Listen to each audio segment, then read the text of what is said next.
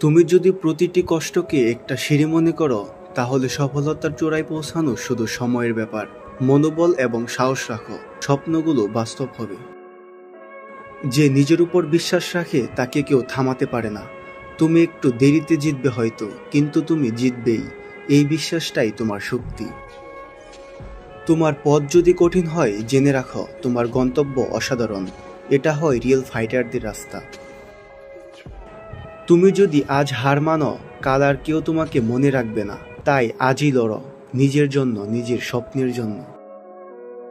মনোবল রাখা সহজ নয়, তবে একবার যদি সেটি অর্জন করো, তাহলে জীবনের প্রতিটি কঠিন পথ অতিক্রম করা সহজ হয়ে যাবে।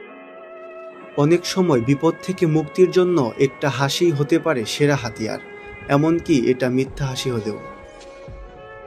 যতবার পড়বে তার চেয়েও একবার বেশি উঠে দাঁড়াও, কারণ জয়ী হয় সেই যে শেষ পর্যন্ত লড়ে যায়।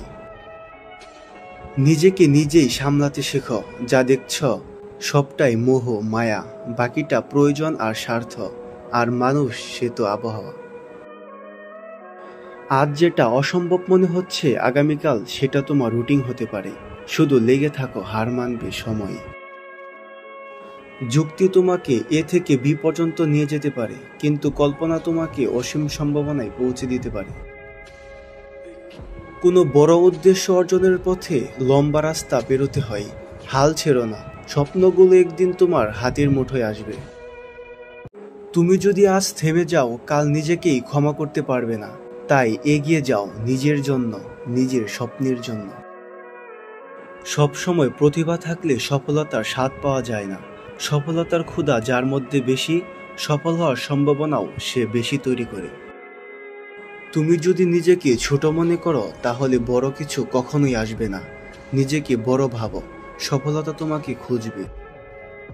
আপনার ইচ্ছাশক্তি আপনার সাফল্যের চাবিকাঠি। যখন আপনি আপনার লক্ষ্যকে এমনভাবে অনুসরণ করেন, তখন সব বাধাই অতিক্রমযোগ্য হয়ে ওঠে। নিজেকে সময় দাও। পৃথিবীর সব ফুল একদিনেই ফুটে না, তুমিও ফুটবে ঠিক নিজের সময়েই।